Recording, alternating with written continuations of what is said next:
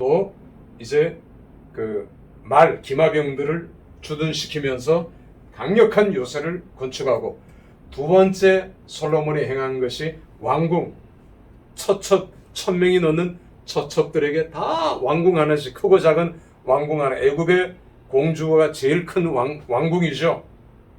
그런 왕궁들을 세워주면서 이제 나라의 재정이 바닥이 난 겁니다. 또 성전 건축을 하면서 히람에게 20개의 성읍을 줘버렸어요. 국력이 더 약해진 거죠. 성전은 지었지만. 우리가 성경을 보면 두 개의 해양 민족이 나와요. 하나는 아까 얘기한 블레셋, 하나는 두로입니다. 두로. 그런데 두로, 신약 성경엔 베니게라고 나오죠. 베니게. 영어로는 페니키아 제국입니다. 페니키아. 두로의 비전은 밖으로 뻗어나가는 거예요. 항해술이 발달되었고 지중해 해상권을 독점했고, 저 건너편 카르타고 저 로마 위에까지 지중해 연안을 다 정복해요. 두로가. 그리고 페니키아 문자는 영어의 알파벳이 됩니다. 두로는 그만큼 강력한 영향력을 끼쳤어요. 두로의 비전은 밖으로. 그래서 이스라엘하고 부딪힐 필요가 없었고 오히려 다윗하고 친구가 되죠. 솔로몬하고도 친구가 됩니다. 네 아버지 친구니까. 자, 이제 두 번째 해양 민족은 블레셋이. 블레셋의 비전은 안으로. 이 사람들은 그레타 섬에서 왔기 때문에 안으로. 그러니까 안으로 들어오면서 계속 부딪히죠. 이스라엘과 아벡 전투에서 부딪히고 다윗하고 부딪히고 결국은 다윗에게 멸망을 당합니다. 블레셋. 그러니까 둘 다 하나님을 믿지 않는 이방 족속이지만 그 나라가 가지고 있는 비전 때문에 나라가 망하고 흥하고, 두로, 페니키아는 나중에 그 알렉산더에게 멸망해요. 두로의 수도는 해안에서 한 300m 쭉 그 다리가 되어졌고요. 그리고 섬에 요새가 갖춰져 있기 때문에 두로는 알렉산더 직전까지는 함락되지 않았어요. 강력한 요새를 건축했죠. 수도가. 결국은 알렉산더에게 무너집니다. 자, 솔로몬은 이렇게 무너지는데 그 다음 한번 볼까요? 솔로몬의 무역입니다.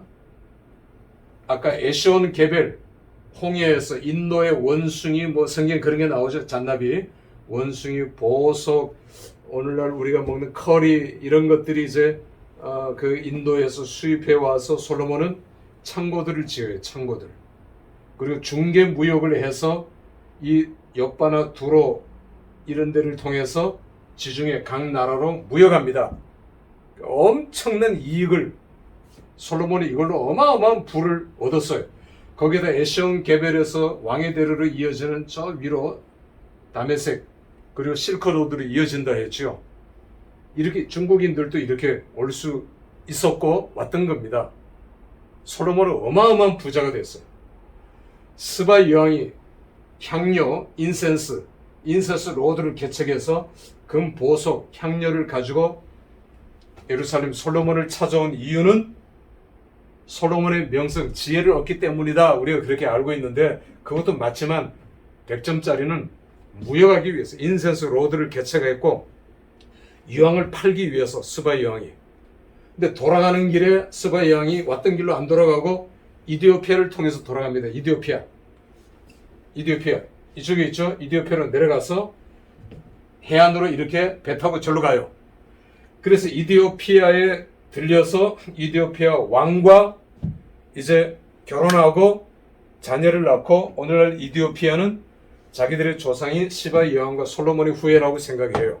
그렇게 믿어요. 자, 이게 스바 여왕의 그 모습이고요.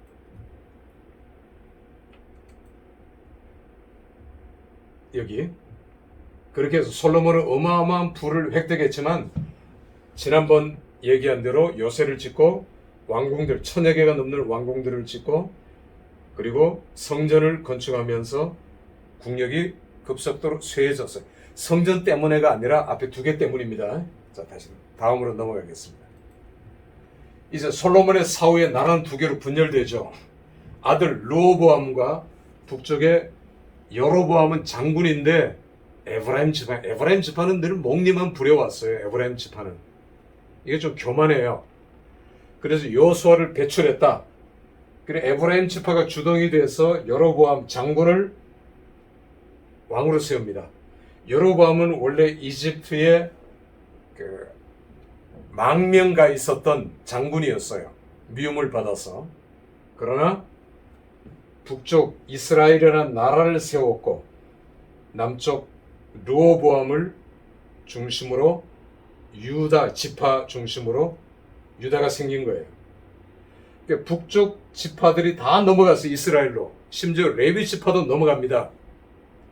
그런데 그 여로보암이 맨 위에서 단에서부터 브엘세바까지, 이 브엘세바가 근처에 있는데 여기는 이름이 나오지 않았는데 두 개 금송아지를 세우고 이게 여호와다, 여기 가서 경배하고 절하라. 그러니까 레위 지파들이 이건 아니죠. 미친 놈, 이건 아니죠. 그래서 레위 지파들이 먼저 내려오면서 북쪽에 유력한 사람들이 많이 내려옵니다. 아무리 르호보암이 못됐더라도 르호보암이 그랬죠. 내 아버지는 째째으로 너희들에게 징치하고 세금을 거뒀지만 나는 정갈로 너희들을 징치하고 세금을 거둘 것이다 해서 백성들에게 미움을 받았지만 그래도 정통이 유다거든요. 유다. 그래서 레위 지파가 내려오고 유다가 따랐던 겁니다. 이 국경은 아까 얘기한 대로 베냐민 지파, 여기 지금 보면 미스바, 라마 이렇게 되어 있죠. 여기를 기점으로 이 산악지대 밑으로는 유다, 위로는 이스라엘이지만 여기는 비옥한 땅이고 여기는 황무지예요. 이렇게 나라가 두 개로 갈라지면서 북쪽 이스라엘은 수도를 계속해서 옮기다가 마지막 수도가 사마리아예요. 넘어가 버렸네. 아니,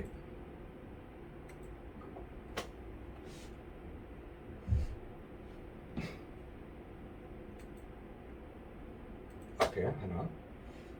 나라가 두 조각 나면서 이제 숨만 쉬어도 넘어갈 수 있어요.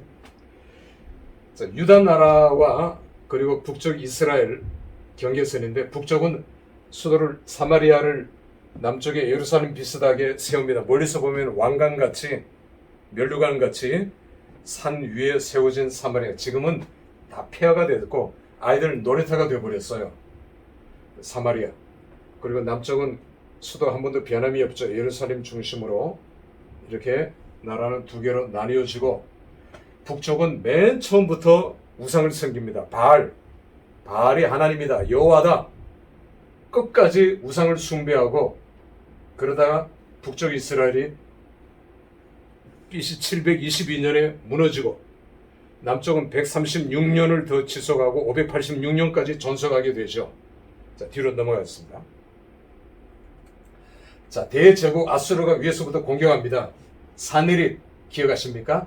사네립의 부하 랍사게, 넷의 랍사게가 이제 북쪽 이스라엘을 다 집어삼키고 예루살렘 앞에서 이때 유다의 왕은 히스기야고 선지자는 이사야예요. 그러니까 이사야 때문에, 히스기야 때문에 유다는 살아납니다.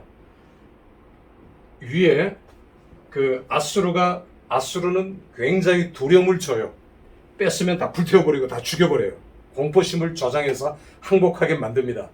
아수르가 정복하지 못한 나라가 없어요. 블레셋까지 이쪽으로 왔거든요. 모압 이쪽에 왔는데 유다만 정복 못했어요. 그 이유가 히스기야의 기도, 이사야의 기도 때문이에요. 여러분, 이건 참 중요한 겁니다. 이런 것들을 통해서 우리는 현대를 배워야 돼요. 자, 그래서 유다는 정복당하지 않아요.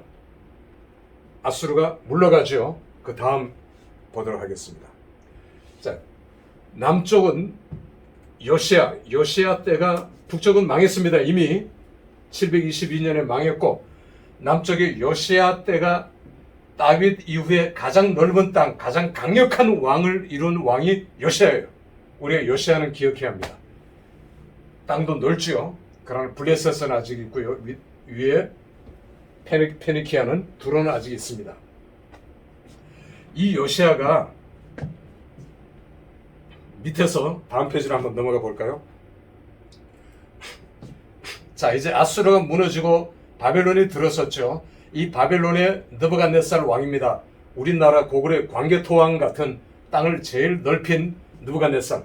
아수르 제국보다 바벨론이 더 영토가 넓고요. 바벨론보다 페르시아가 더 영토가 넓고 페르시아보다 로마가 영토가 더 넓어요. 점점 고대 바벨론, 아수르, 신바벨론 이렇게 확대가 됩니다. 자, 그래서 느부갓네살은 광개토왕 같은 왕이라 했죠. 유다를 출정합니다. 이제 북이스라엘은 이미 집어삼켰으니까 유다가 남았죠. 또 유다를 집어삼켜야 이집트로 공격했을 때 이게 뒤통수 치니까 뒤통수 안 치기 위해서 유다를 출정했어요. 그렇게 했는데 아까 요시아가 이제 위에서 막았습니다. 위에서 요시아가 막아가지고 그 밑에 이집트가 쳐들어올 때 이집트하고 싸웠어요. 그러다가 요시아가 부상을 입고 돌아가다가 죽어요. 예루살렘으로 가는 길에 죽고 맙니다. 참 안타깝죠. 요시아가 죽고 난 후에 유다의 국력은 급속도로 약해집니다. 여호야김을 거쳐서 마지막 왕이 시드기야죠. 이 시드기야가 포위가 되고 느부갓네살 왕 때 예루살렘이 포위가 되는데 예루살렘이 석회암이고 그 예루살렘 밑에 축구장만큼의 넓은 그 굴이 있어요. 동굴. 그 동굴 이름이 시드기야 동굴입니다. 그 시드기야 동굴하고 붙어있는 동굴이 이제 에레미야 동굴이고요. 선지자 이름을 붙여서 에레미야가 또 거기서 기도했거든요. 왜 시드기야 동굴이라고 이름을 붙였느냐면 이 시드기야 동굴에서 시드기야는 그 에레미야를 자주 만났어요. 그때 선지자가 에레미야거든요. 에레미야가 시드기야한테 야단치면 시드기야는 에레미야의 말 그대로 듣고 내일 그렇게 하겠습니다 해놓고 신하들 앞에 가서는 또 신하들 말에 또 뒤집어져요. 그만큼 유약한 왕이 시드기야였어요. 결국 예루살렘이 포위되자 시드기야가 도망가죠. 언약궤가 제일 먼저 도망갈 거 아닙니까? 그 언약궤가 어디로 도망가요? 도망갈 수가 없죠. 다 포위됐는데 밑에 동굴로 도망가죠. 동굴 속으로 해서 이제 그 언약궤가 빠져나가지를 못하고 동굴 속에 갇혀버려요. 그러니까 어디 있는지 몰라요. 지금 동굴 속에 있습니다. 그런데 시드기야는 이제 소수의 무리들과 함께 빠져나가죠. 도망치다가 여리고 지나서 붙잡혀가지고 자식들 따르는 사람들 많이 있는 데서 시뻘겋게 닿는 쇠꼬챙이로 두 눈을 뽑아버려요. 자 봐라, 네가 마지막 봐야 할 네 자식들이고 세상이다. 두 눈을 뽑아버립니다. 그래서 시드기야는 두 눈이 뽑힌 채로 끌려가다가 죽어요. 이게 유다의 마지막입니다. 마지막. 자, 느부갓네살이 함락을 당하고 다음 페이지 한번 넘겨보죠. 바벨론 제국 4차에 걸쳐서 끌려갑니다. 첫 번째는 605년에 다니엘과 귀족들이 끌려가요. 두 번째는 597년에 삐십니다. 597년에 여호야긴과 기술자들이 끌려갑니다. 3년 동안 여호야긴이 바벨론에 끌려갑니다. 세 번째는 586년 완전히 망할 때입니다.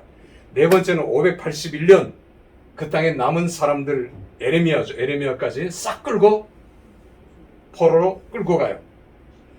그런데 남쪽 유다는 북쪽은 다 흩어버렸지만 아수르한테 끌려가서 물론 몰려 사는 데도 있지만 일단 다 흩어집니다.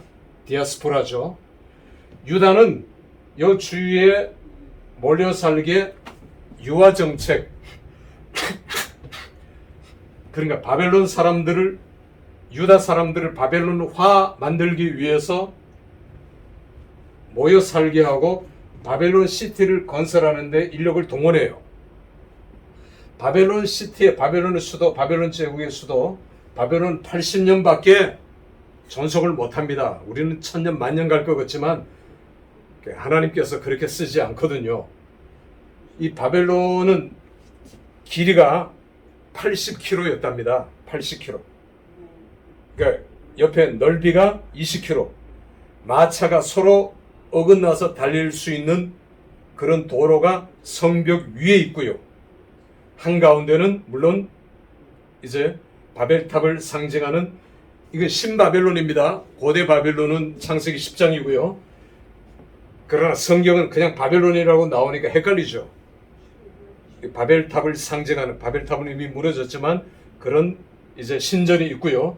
그 신전 중심으로 바벨론 시티에 동원된 이스라엘 백성들. 자, 이 바벨론이라는 도시는 그래서 역사의 아버지 헤로도토스가 쓴 책에 보면은 이 바벨론 시티의 장면들이 나와요.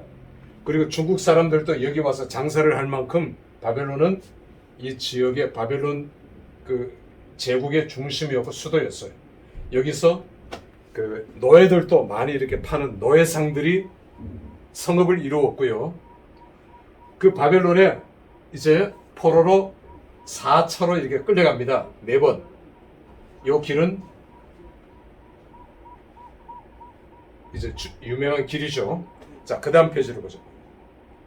귀환입니다. 돌아올 때는 3차에 걸쳐서 돌아옵니다. 첫 번째는 수르바벨이 돌아오고요. 셀드바살. 두 번째는 에스라. 세 번째는 느헤미야. 시간차는 한 10년인데 3차에 걸쳐서. 그래서 에스라가 위험을 무릅쓰고 빠른 길을 에스라는 서기관이죠. 서기관. 역대상하를 기록했고 에스라서, 느헤미야서는 느헤미야가 기록했고요. 에스라는 포로된 백성들을 끌고 올 때 가장 중요한 영적인 지도자예요. 에스라가. 그래서 역대상을 기록할 때 역대상 1장 1절을 보면 족보부터 나오잖아요. 그러니까 이 족보는 창세기 족보하고 달라요. 역대상의 족보는 가인이 없어요. 그 후손들을 다 잘라버렸어요.